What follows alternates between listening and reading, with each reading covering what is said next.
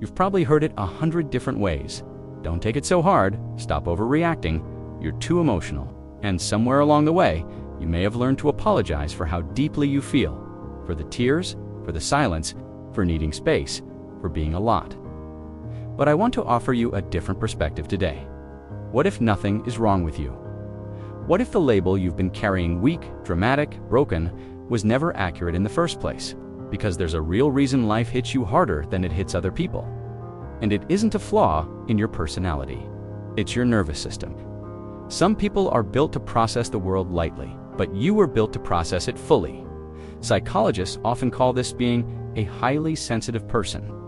But that phrase doesn't do it justice. I prefer to think of you as someone with enhanced perception, a human being with sensors turned higher than average. While most people move through the world on normal settings, your system is running on extra detail. And today, we're going to break down why your sensitivity isn't a weakness. It's an advantage you simply haven't been taught how to manage. This isn't a mood, it's wiring. Let's start with your brain. This isn't just you being emotional. This is biology. Research suggests that a portion of the population processes stimulation differently than the majority, meaning the same environment that feels manageable to others can feel intense, heavy, or exhausting to you. Think of the brain like a device that collects data. Most people's minds take in what's useful and blur the rest. It's efficient, it saves energy. But your brain doesn't blur as much. Your mind captures more, notices more, and stores more. And there are a few key traits that help explain why. Upgrade number 1, your brain doesn't mute the background. Many people have a strong internal filter. Their mind automatically turns down the volume on things that don't matter, random sounds, subtle changes, small details. But for you, the filter is lighter.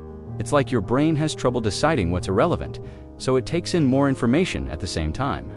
You notice the flicker in someone's tone, the tension in a room, the tiny shift in energy when a person walks in. You pick up details other people don't even register. This is why you can get overstimulated, but it's also why you can spot patterns, sense danger early, and see possibilities others miss.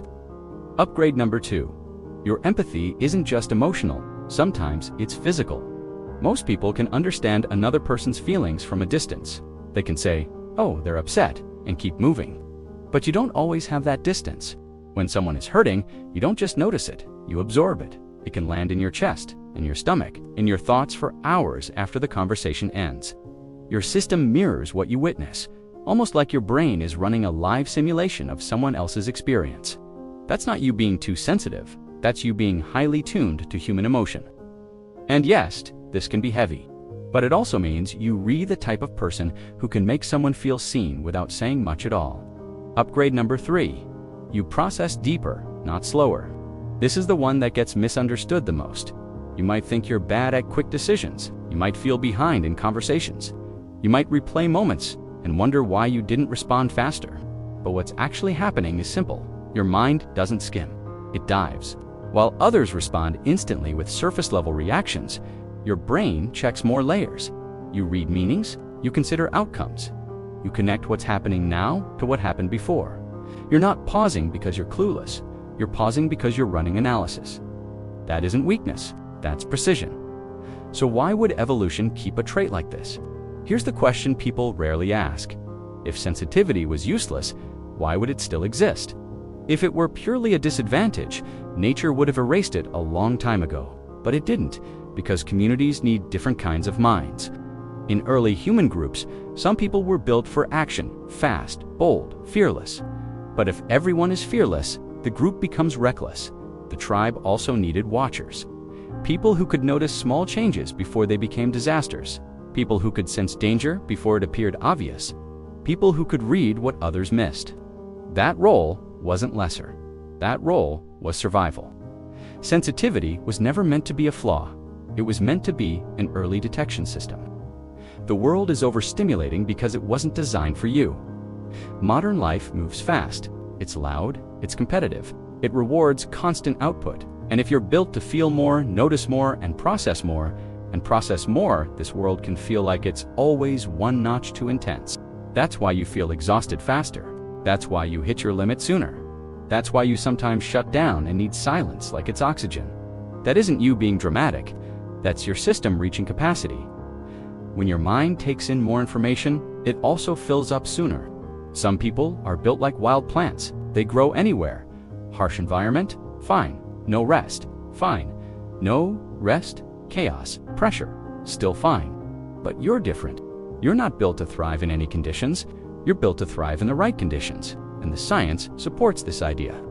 People who are highly sensitive often respond more strongly to both negative and positive environments, meaning a toxic space hits you harder. But a healthy space helps you rise faster. When you're supported, your growth isn't average. It's explosive, not because you're fragile, but because you're responsive. You don't need to become harder. You need to become protected. So here's what I want you to stop doing. Stop trying to force yourself into numbness.